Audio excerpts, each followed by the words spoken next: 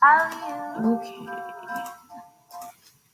So, something to think about this morning. Would you rather be able to control animals or electronics with your mind?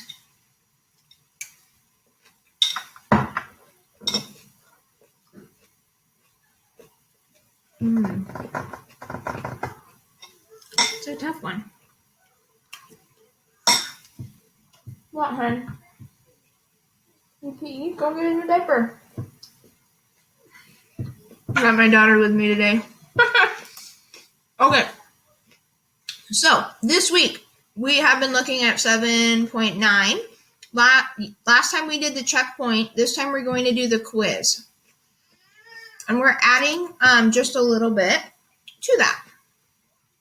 I don't have a whole lot of announcements for you. If you have any questions, let me know. You can ask them, and I'll be happy to answer them. I'll have more announcements about schedules and that kind of stuff next week. Okay. So what we have covered is we've been talking about folk tales. And they're also known as folklore. They started as these word of mouth stories, what's also known as an oral tradition. So that's been passed down from generation to generation until finally, once we got around to like writing stuff, then that culture would write it down. So characteristics of folk tales means that there's no real shades of gray. You're either all good or you're all bad. Generally, bad people get punished, and good people tend to win a lot. Okay. I wanted to take it just another step further, and we're going to add tall tales today. So our big genre is folktale.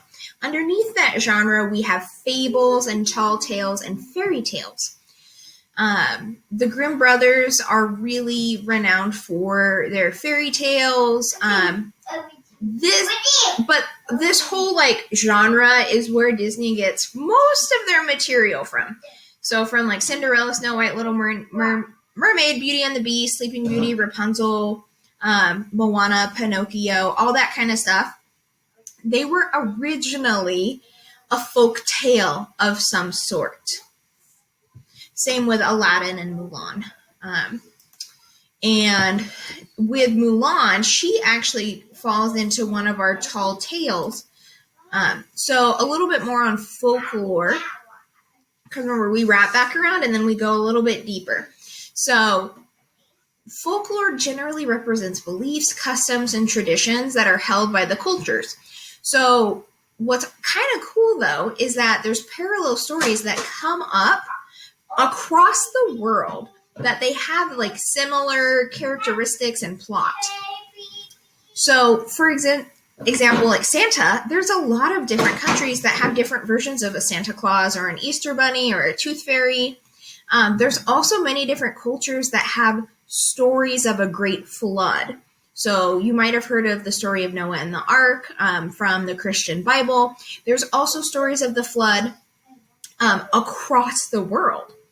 And generally, they begin with once upon a time, and they end with, and they lived happily ever after. So the fables we've touched on before. We're going to wrap back with that.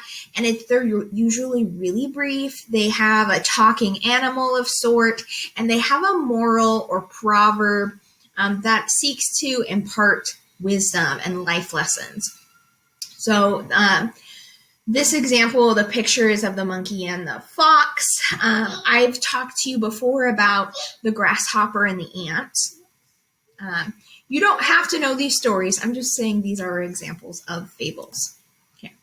So we're adding today tall tales. And what this means is that they have realistic details. They have a common language. These tend to be historical legends or figures. Sometimes they're completely made up or fictitious. Other times they're based on real people.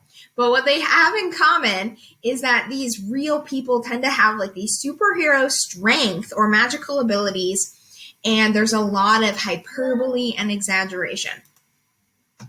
So some examples of tall tales in the American and UK tradition.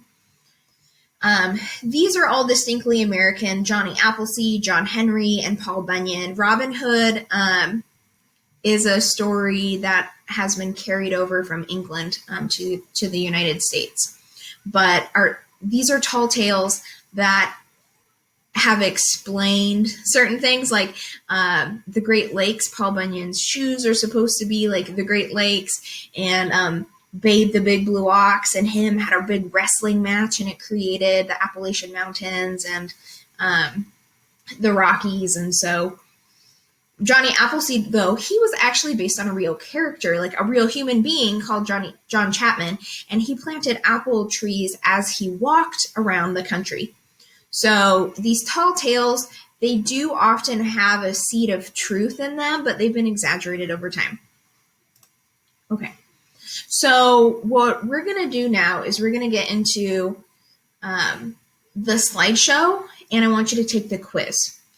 The checkpoint that we looked at earlier in the week featured 3 stories. We're going to look at 2 more stories, The Lion and the Mouse and The Bear and the Travelers.